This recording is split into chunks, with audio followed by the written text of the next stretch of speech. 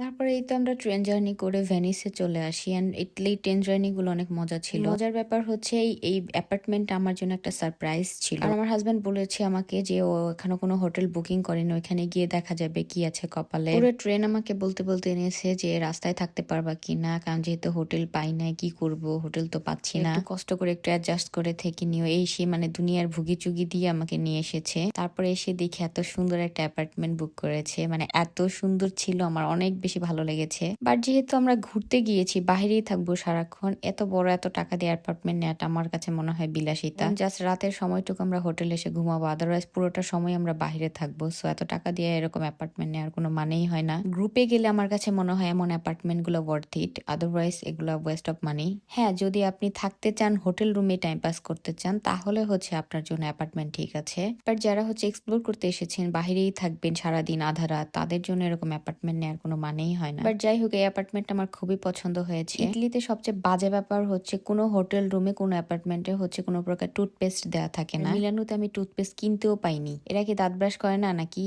তো তারপর আমরা অনেক হাংরি ছিলাম, তারপর একটা পিৎজা নিয়ে খাই অ্যান্ড দেন অ্যাপার্টমেন্টে ফিরে আসি। আর যেহেতু আমার ফ্রেন্ড আমার সাথে দেখা করতে এসে আমাকে অনেক ফ্রুটস দিয়েছিল, ভ্যারাইটিস আইটেম, ওই যে ওই ব্যাগটা ভরা শুধু ফ্রুটস ছিল। তো ওই ফ্রুটস গুলো এখন আমার হাজবেন্ড কেটে দিচ্ছিল, আমরা দুজনে বসে বসে খাবো অ্যান্ড দেন আমরা আবার এক্সপ্লোর করতে বের হব। তো এখানে হচ্ছে আমার হাজবেন্ড ফ্রুটস কাটতেছিল আমাদের দুজনের জন্য, আর এখানে আমি একটু টুকটুক করে ভিডিও নিচ্ছিলাম। আর দেখেন আমার চেহারা এমন কালো হয়ে গেছি, আর এত বাজে ফেস হয়েছে যে বলার বাহিরে।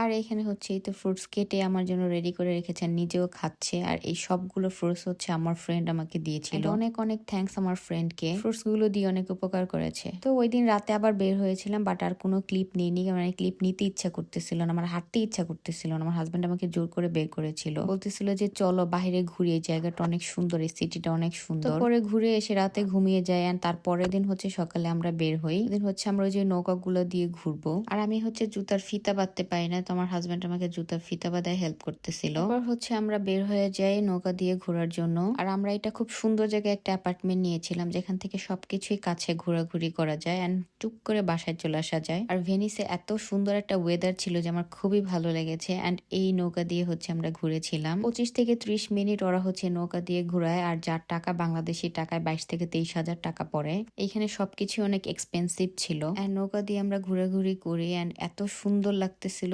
দেখে। কোন একটা সাক্ষাৎকারে একটা মেয়েকে বলতে দেখেছিলাম যে ভেনিসের গলিগুলো নাকি ঢাকার গলির মতো দেখতে, একদমই নাকি সুন্দর না, একদমই নাকি ভালো লাগে না দেখতে। মানে মানুষের রুচির দুর্ভিক্ষ থাকলে আর চোখের প্রবলেম থাকলে যা হয় আর কি। বলছিলাম যে এই পানিগুলো ঢাকার কোন গলিতে পাওয়া যায়, আপনি একটু জানাবেন আমাকে।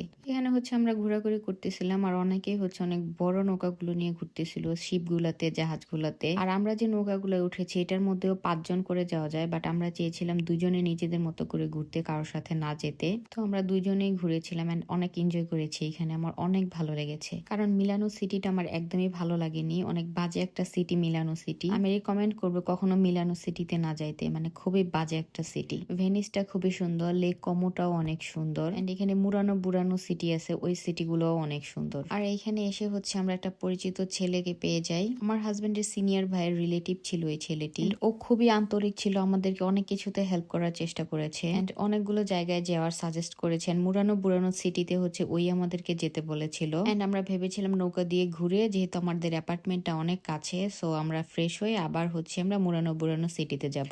তো এই নৌকা দিয়ে ঘুরতে গিয়ে আমার হাজবেন্ড ওদিকে হাই দিচ্ছিলেন, সবাই হচ্ছে আবার ওকে হাই ব্যাক করতেছিল, খুবই সুন্দর ব্যাপারটা। বাংলাদেশে হলে মনে হয় হাই দেওয়ার জন্য কেস করে ফেলতো এন্ড আন্দোলন শুরু হয়ে যাইতো। True, but jokes apart. তো আমি এইখানে সবচেয়ে বেশি খুশি ছিলাম, কারণ হচ্ছে আমার হাঁটাহাঁটি করা লাগেনি, কোনো কিছু করা লাগেনি, আমি জাস্ট বসেছিলাম আর সুন্দর করে আমরা ঘুরেছি। এন্ড আমার মাঝে মাঝে মনে চাচ্ছিল যে আমি একটু পানিতে নামি, একটু পানিতে নেমে একটু দেখি, বাট এইখানে তো সাঁতার দেওয়ার মতো কোনো সিস্টেম নাই, আর আমি সাঁতার পারিও না। আর এখানে নামলে আমি নির্ঘাত ডুবে মারা যাব। আর পানিটা অনেক ঠান্ডা ছিল, রোদ থাকলেও ওয়েদার কুলকুলি ছিল। তো তারপর হচ্ছে নৌকা দিয়ে ঘোরা আমাদের শেষ করে আমরা আবার অ্যাপার্টমেন্টে ব্যাক করি, ফ্রেশ হয়ে হালকা কিছু খেয়ে হচ্ছে আবার চেঞ্জ করে আমরা মুরানো বুরানো সিটির উদ্দেশ্যে রওনা হই। সো নেক্সট ব্লগে আমি মুরানো বুরানো সিটি এন্ড আরো কিছু দেখানো ট্রাই করবো ইনশাল্লাহ। So till then stay connected with Tunia stock, take care, আল্লাহ হাফেজ, বাই বাই।